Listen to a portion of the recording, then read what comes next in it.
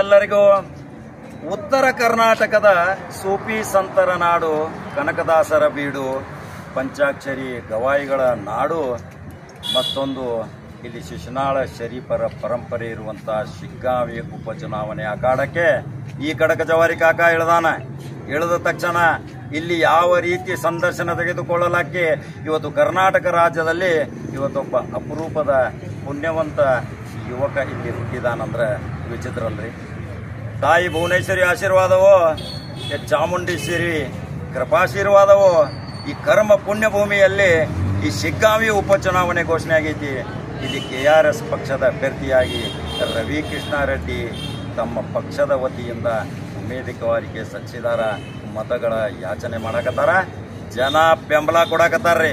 50 ವರ್ಷದಿಂದ ನೀವು ಲೂಟಿ ಹೊಡೆದ್ರಿ, 20 ವರ್ಷದಿಂದ ನೀವು ಲೂಟಿ ಹೊಡೆದ್ರಿ. ಇವರಿಬ್ಬರನ್ನು ಸರಿಸಿ ಯಾಕೆ KRS ಪಕ್ಷದ ಅಭ್ಯರ್ಥಿ ರವಿ ಕೃಷ್ಣಾರೆಡ್ಡಿನ ವಿಧಾನಸಭೆಗೆ ಕಳಿಸಬಾರದು ಅನ್ನೋದು ನಮ್ಮ ಸಮೀಕ್ಷೆ ಮುಖಾಂತರ ಬಂದಿದ್ದು. ಅನೇಕ ಹಳ್ಳಿಗಳಲ್ಲಿ ನಾನು ತಿರುಗಾಡಿ ನೋಡಿದಾಗ KRS ಅಂದ್ರೆ ಕರ್ನಾಟಕ ರಾಷ್ಟ್ರ ಪಕ್ಷ.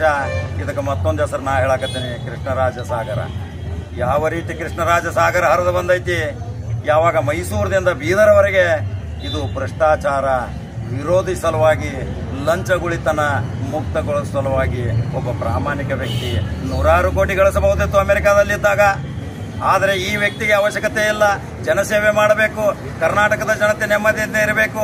ಇದೇ ಶಿಗ್ಗಾಂವಿಯಲ್ಲಿ ಒಂದು ಕನ್ನಡ ಶಾಲೆ ಸರಿ ಇಲ್ಲ, ಆಸ್ಪತ್ರೆ ವ್ಯವಸ್ಥೆ ಇಲ್ಲ, ಕೂಲಿಕಾರರು ಜನ ಎಷ್ಟೊಂದು ಬಡವರು, ದಲಿತರು, ಜಾತ್ಯತೀತ ಮನೋಭಾವನೆ ಉಳ್ಳವರು ಈ ಸೂಫಿ ಸಂತರ ನಾಡಿನಲ್ಲಿ ಇವತ್ತು ಎಷ್ಟೋ ರಾಷ್ಟ್ರೀಯ ಪಕ್ಷಗಳು ಬಂದು ಇಲ್ಲಿ ಮರೆಮಾಚಿ ಎಲ್ಲರನ್ನು ಮೋಸಗೊಳಿಸಿದ್ದು, ವಂಚನೆಗೊಳಿಸಿದ್ದು ಜಗಜ್ಜಾಹೀರಾಗೈತಿ. ಇವನ್ನೆಲ್ಲ ಮುಕ್ತಗೊಳಿಸುವ ಸಲುವಾಗಿ ಕರ್ನಾಟಕ ರಾಷ್ಟ್ರ ಪಕ್ಷದ ಹಳದಿ ಸೈನಿಕರಂತ ಹೇಳ್ಕೊತ ಬಂದಿದ್ನಿ. ಗೊತ್ತೈತಿರಲ್ಲ ನಿಮ್ಗೆ. ಭಾಳ 5 ನಿಮಿಷ ಕುತೂಹಲಕಾರ ವಿಡಿಯೋ ಐತಿ, ಭಾಳ ಚೆನ್ನಾಗಿ ನೋಡ್ರಿ. ನನ್ನ ಆತ್ಮೀಯ ಮಾಧ್ಯಮ ಮಿತ್ರರಿಗೊಂದು ವಿನಂತಿ ಮಾಡ್ತೀನಿ, ಇಂಥ ಪ್ರಾಮಾಣಿಕ ವ್ಯಕ್ತಿಗಳನ್ನು ಕರ್ನಾಟಕ ರಾಜ್ಯ ಮತ್ತು ರಾಷ್ಟ್ರೀಯ ಮಾಧ್ಯಮದವರು ಪ್ರಸಾರ ಮಾಡಬೇಕು. ಯಾವಾಗ ಮಾಧ್ಯಮದವರು ಮಾರಿಕೊಳ್ತೀರಿ, ನಿಮ್ಮ ಪ್ರಾಮಾಣಿಕತನ ಮಾರಿಕೊಂಡಂಗೆ ಇದೇ ಇವತ್ತಿನ ವಿಶೇಷ ಸ್ಟೋರಿ. ಇವತ್ತು KRS ಪಕ್ಷದ ಅಭ್ಯರ್ಥಿ ನನ್ನ ಜೊತೆ ನೇರ ಸಂದರ್ಶನದಲ್ಲಿದ್ದಾರೆ. ಯಾವ ಉದ್ದೇಶ ಇಟ್ಕೊಂಡು ಶಿಗ್ಗಾಂವ್ ಆಯ್ಕೆ ಮಾಡಿದಿರಿ, ಶಿಗ್ಗಾಂವ್ ಪರಿಸ್ಥಿತಿ 4 ತಿಂಗಳಿಂದ ಇಲ್ಲಿ ಬೀಡು ಬಿಟ್ಟಿದ್ದೀರಿ, ಮನೆ ಸಂಸಾರ ಎಲ್ಲ ಬಿಟ್ಟು ಅನೇಕ ಹಳದಿ ಸೈನಿಕರನ್ನ ಕರೆದುಕೊಂಡು ಇವತ್ತು ಇಲ್ಲಿ ವಿಸ್ತಾರವಾಗಿ ಬೆಳೆದು ಕಬ್ಜಾ ತೆಗೆದುಕೊಳ್ಳುವ ಸಲುವಾಗಿ ಇವತ್ತು ಒಂದು ಸಂದೇಶ ಸಾರಿದಿರಿ. ಜಾತ್ಯತೀತ ಮನೋಭಾವನೆ ಉಳ್ಳಂತ ಪ್ರಾಮಾಣಿಕ ಜನ ಇರುವಂತ ಈ ಶಿಗ್ಗಾಂವಿ ಒಂದು ಕ್ರಾಂತಿಕಾರಿ ಬದಲಾವಣೆ ಮಾಡುತ್ತೀನಿ ಅಂತ ಹೇಳಿ ಘೋಷಣೆಯೊಂದಿಗೆ ಗುಲಾಮರಾಗಬೇಡ್ರಿ, ನೀವು ಮಾಲಕರಾಗ್ರಿ. ಇದು ಒಂದು ಸಂದೇಶದೊಂದಿಗೆ KRS ಅಧ್ಯಕ್ಷರಾದಂಥ ರವಿ ಕೃಷ್ಣಾರೆಡ್ಡಿ ತಮ್ಮ ಶೀಟಿ ಗುರುತಿನಿಂದ ಬಂದಾರ. ಶೀಟಿ ಹೊಡೆದಂದ್ರೆ ಗೊತ್ತೈತ್ರಲ್ಲ ನಿಮ್ಗೆ. ಯಾವ ಕಚೇರಿಗಳಿಗೆ ಅಲ್ದಾಡ್ರಿ ಅಲ್ಲಿ ಹಳದಿ ಟಿ ಶರ್ಟ್ ನೋಡ್ರೆ ಓಡೋಗ್ತಾರ. ಭ್ರಷ್ಟಾಚಾರ ತಡೆ ಒಡ್ಡುವ ಸಲುವಾಗಿ ಎಷ್ಟೋ ಜನ ಇವತ್ತು ಪರಿತಪಿಸಿ ಈ ಹಳದಿ ಟಿ ಶರ್ಟ್ದವ್ರನ್ನ ಒಯ್ಯಾಕತ್ತಾರ ಕಚೇರಿಗಳಿಗೆ. ಅದನ್ನು ಮುಕ್ತ ಮಾಡುವ ಸಲುವಾಗಿ ಇಂಥ ಒಂದು ಒಳ್ಳೆಯ ಅಭ್ಯರ್ಥಿ ಇವರಿಗೆ ಪ್ರಚಾರ ಪಡಿಸುವ ಸಲುವಾಗಿ ಮಾಧ್ಯಮ ನಿಷ್ಕಳಂಕಿರಬೇಕು, ಮಾಧ್ಯಮ ಭ್ರಷ್ಟಾಚಾರ ರಹಿತ ಇರಬೇಕು. ಅದಕ್ಕಾಗಿ ಕಡಕ ಜವಾರಿ ಕಾಕ ನೇರ ಸಂದರ್ಶನ ಸಲುವಾಗಿ ಬಂದಾನ. ಈ ವ್ಯಕ್ತಿಗೆ ಬೆಂಬಲ ಕೊಡ್ರಿ, ಪವಿತ್ರ ಪಾವನ ಕ್ಷೇತ್ರ ಸುಗಮ ಆಗ್ತೈತೆ ಅನ್ನೋದೇ ಕಡಕ ಜವಾರಿ ಕಾಕನ ಸಂದೇಶ. ಈಗ ನೇರವಾಗಿ ಮಾತಾಡ್ತಾರ KRS ಅಧ್ಯಕ್ಷ ರವಿ ಕೃಷ್ಣಾರೆಡ್ಡಿ. ಒಂದು ಮೂಲತಃ ಪ್ರಶ್ನೆ ಕೇಳ್ತೀನಿ, ಈ ಕರ್ನಾಟಕ ರಾಜ್ಯದಲ್ಲಿ ಉತ್ತರ ಕರ್ನಾಟಕದ ಸೂಫಿ ಸಂತರ ನಾಡಿನಲ್ಲಿ ಬಂದಿದ್ದು ಕೃಷ್ಣಾರೆಡ್ಡಿ ಅವರೇ, ಯಾವ ರೀತಿ ಜನ ನಿಮಗೆ ಸ್ಪಂದಿಸ್ತಾ ಇದ್ದಾರೆ? ಎಲ್ಲಿ ಹೋದಲ್ಲಿ ಜನ ನಿಮ್ಮನ್ನ ಪ್ರೀತಿಯಿಂದ ಕರೆದು ಮಾತಾಡಿಸ್ತಾ ಇದ್ದಾರೆ? ಹಣಕಾಸಿನ ವ್ಯವಸ್ಥೆ ಇಲ್ಲ, ಸಂಪನ್ಮೂಲ ಇಲ್ಲ, ಆದರೂ ಸಹಿತ ನೀವು ಛಲಬಿಡದೆ ತ್ರಿವಿಕ್ರಮನಂತೆ ಇವತ್ತು ಹೋರಾಟ ಮನೋಭಾವನೆಯಿಂದ ಬಂದಿದ್ದೀರಿ. ಇದಕ್ಕೆ ಒಂದು ಸಂದೇಶ ಸಾರ್ರಿ ಇದೇ ಶಿಗ್ಗಾಂವಿ ಪುಣ್ಯವಂತ ಮತದಾರರಿಗೆ. ಈಗಾಗಲೇ ನೀವು ಹೇಳಿದಾಗೆ ಇದೊಂದು ಪುಣ್ಯಭೂಮಿ. ಈ ಸಾವಿರಾರು ವರ್ಷಗಳ ಇತಿಹಾಸ ಇರುವಂತಹ ಪುಣ್ಯಭೂಮಿ ಇದು. ಶಿಗ್ಗಾಂವಿ ಸವಣೂರು ಭಾಗದ ಪುಣ್ಯಭೂಮಿಗೆ ಯಾವುದೋ ಒಂದು ಪುಣ್ಯ ನಮ್ಮನ್ನ ಇಲ್ಲಿ ತನಕ ಕರೆಸ್ಕೊಂಡಿದೆ. ಯಾಕೆ ಕರೆಸ್ಕೊಂಡಿದೆ ಅಂತ ನಾವು ಯೋಚನೆ ಮಾಡಿದಾಗ ಇವತ್ತು ನಮ್ಮ ರಾಜ್ಯದಲ್ಲಿ ಕಳೆದ ಒಂದು 20-30 ವರ್ಷಗಳಿಂದ ತುಂಬಾ ನೀಚರು, ಭ್ರಷ್ಟರು, ಅಧಮರು, ಅತ್ಯಾಚಾರಿಗಳು, ಕೊಲೆಗಡುಕರು ಇವತ್ತು ನಮ್ಮ ಜನಪ್ರತಿನಿಧಿಗಳಾಗಿದ್ದಾರೆ. ಜನಪ್ರತಿನಿಧಿಗಳಾಗಿ ಸರ್ಕಾರಿ ನೌಕರರನ್ನ ತಮ್ಮ ಹತೋಟಿಯಲ್ಲಿಟ್ಟುಕೊಂಡು ಸರ್ಕಾರಿ ನೌಕರರನ್ನ ಜನರ ಮೇಲೆ ಚೂ ಬಿಟ್ಟು ಆ ಜನರ ಶೋಷಣೆ ಮಾಡಿ ಅವರನ್ನ ವಂಚಿಸಿ ಅವರಿಂದ ದರೋಡೆ ಮಾಡುವ ಸರ್ಕಾರಿ ಅಧಿಕಾರಿಗಳು ಮಾಡಿದಾಗ ಅದರಿಂದ ಇವರು ಮಾಮೂಲು ಪಡೆದು ಇಡೀ ದೇಶದ ಸಂವಿಧಾನವನ್ನ ಒಂದು ರೀತಿಯಲ್ಲಿ ನಗೆಪಾಠ ಮಾಡಿದ್ದಾರೆ.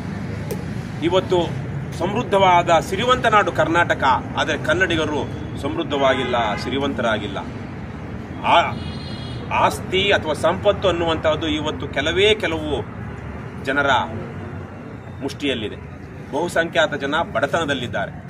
ಸರ್ಕಾರಿ ಕಚೇರಿಗಳಿಗೆ ಹೋದಾಗ ತಮ್ಮ ರೊಕ್ಕದಲ್ಲಿ ಪಗಾರ ತೆಗೆದುಕೊಳ್ತಿರುವಂತಹ ಆಳಿನ ಮುಂದೆ ಹೋದಾಗ ಜನ ನಡು ಬಗ್ಗಿಸಿ ಕೈ ಮುಗಿದು ದೈನೇಸಿ ಸ್ಥಿತಿಯಲ್ಲಿ ಕೆಲಸ ಮಾಡಿಸ್ಕೊಳ್ಳುವಂತಹ ಸ್ಥಿತಿ ಇವತ್ತು ನಮ್ಮಲ್ಲಿದೆ. ಸೊ ಹಲವಾರು ವಿಚಾರಗಳಿದೆ. ಎಂತೆಂಥವರು ನಮ್ಮ ರಾಜ್ಯದಲ್ಲಿ ಇವತ್ತು ಜನಪ್ರತಿನಿಧಿಗಳಾಗಿದ್ದಾರೆ ಅನ್ನುವಂಥದ್ದು. ಒಂದು ಅಧರ್ಮ ಅನ್ನುವಂಥದ್ದು, ಅನ್ಯಾಯ ಅನ್ನುವಂಥದ್ದು, ಅಕ್ರಮ ಅನ್ನುವಂಥದ್ದು ತುದಿ ಮುಟ್ಟಿದೆ. ಈ ತುದಿ ಮುಟ್ಟಿದಂತಹ ಸಂದರ್ಭದಲ್ಲಿ ವಿಶೇಷವಾಗಿ ಚುನಾವಣೆ ಬಂದಿದೆ. ಇಲ್ಲಿ ಈ ಉಪಚುನಾವಣೆ ಕಾಂಗ್ರೆಸ್ ಮತ್ತು ಬಿಜೆಪಿ ಪರಮಭ್ರಷ್ಟ ಪಕ್ಷಗಳ ನಡುವೆ ಹೊಂದಾಣಿಕೆ ಇರಲಿಲ್ಲ ಅಂದಿದ್ರೆ ಇಲ್ಲಿ ಚುನಾವಣೆ ಬರ್ತಾ ಇರಲಿಲ್ಲ. ಇಲ್ಲಿ ಉಪಚುನಾವಣೆ ಬರಬೇಕು, ಕರ್ನಾಟಕ ರಾಷ್ಟ್ರ ಸಮಿತಿ ಪಕ್ಷದಿಂದ ರವಿಕೃಷ್ಣ ರೆಡ್ಡಿ ನಿಲ್ಲಬೇಕು, ಆ ಮೂಲಕ ಶಿಗ್ಗಾವಿ ಸವಣೂರಿನ ಜನ, ರಾಜ್ಯದ ಜನರಿಗೆ ಒಂದು ಮಹತ್ವದ ಸಂದೇಶ ಕೊಡಬೇಕು ಅನ್ನುವಂತ ಒಂದು ಪ್ರಕೃತಿಯ ಪೂರ್ವ ಯೋಜಿತ ನಿರ್ಧಾರದಿಂದಾಗಿ ಇವತ್ತು ಇಲ್ಲಿ ಚುನಾವಣೆ ಬಂದಿದೆ. ಯಾಕೆಂದ್ರೆ ಬೊಮ್ಮಾಯಿ ಹಾವೇರಿಯಲ್ಲಿ ಗೆಲ್ಲುವಂತ ಸಾಧ್ಯತೆಗಳೇ ಇರಲಿಲ್ಲ. ಲೋಕಸಭಾ ಚುನಾವಣೆ ಕಾಂಗ್ರೆಸ್ಸಿನವರೇ ಪರೋಕ್ಷವಾಗಿ ಬೆಂಬಲಿಸಿ ಬೊಮ್ಮಾಯಿಯನ್ನ ಗೆಲ್ಲಿಸಿದ್ದು ಅಂತ ಹಾವೇರಿಯ ಜನ, ಕಾಂಗ್ರೆಸ್ನ ಜನ ಮಾತನಾಡ್ತಾರೆ. ಹಾಗಾಗಿ ಅಲ್ಲಿ ಗೆದ್ದ ಮೇಲೆ ವಿಧಿ ಇಲ್ಲದೆ ಇಲ್ಲಿ ರಾಜೀನಾಮೆ ಕೊಡಬೇಕು ಬೊಮ್ಮಾಯಿ.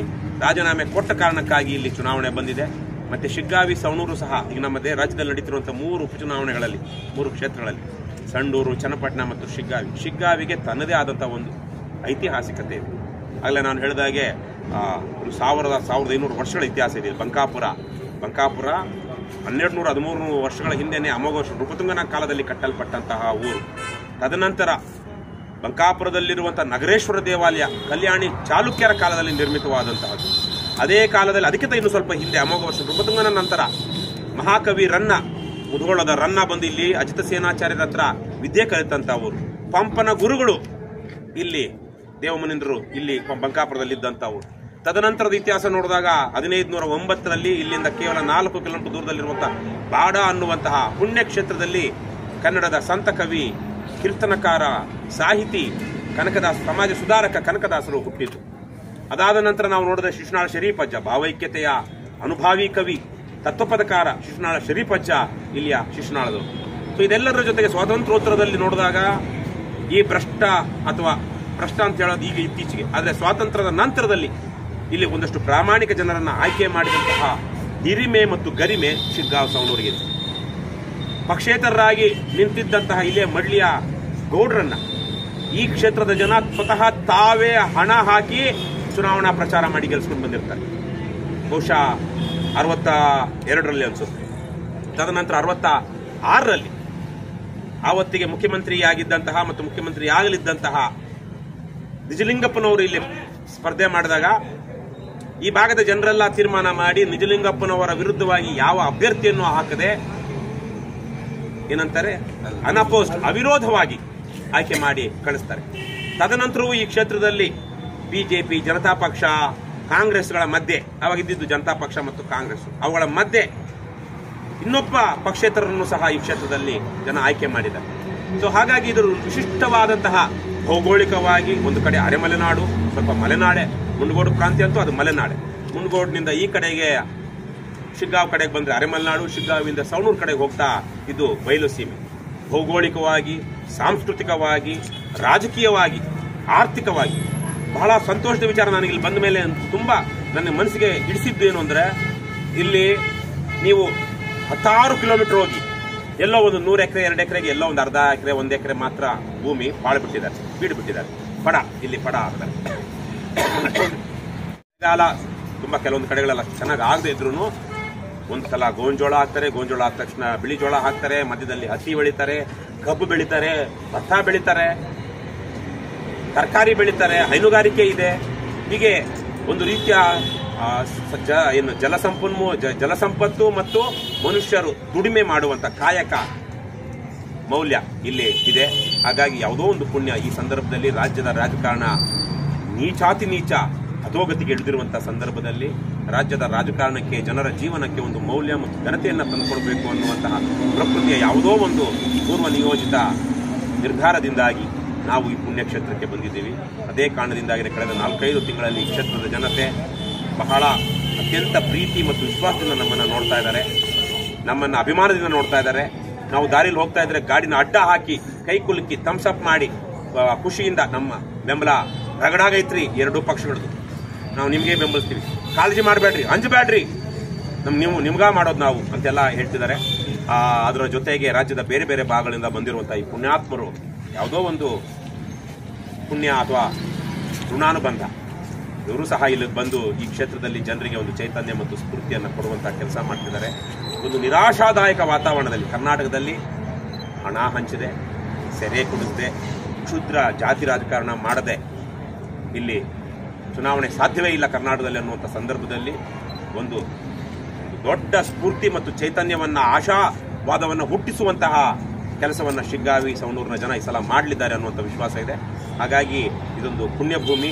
ಈ ಪುಣ್ಯಭೂಮಿಗೆ ಯಾವ ಶಕ್ತಿ ನನ್ನ ಕರ್ಕೊಂಡು ಬಂದಿದೆಯೋ ಗೊತ್ತಿಲ್ಲ, ನಮ್ಮೆಲ್ಲರನ್ನೂ ಯಾರು ಕರ್ಕೊಂಡು ಬಂದಿದೆಯೋ ಗೊತ್ತಿಲ್ಲ, ಯಾವ ಶಕ್ತಿ ನಮ್ಮನ್ನು ಬಂಧಿಸಿದೆಯೋ ಗೊತ್ತಿಲ್ಲ.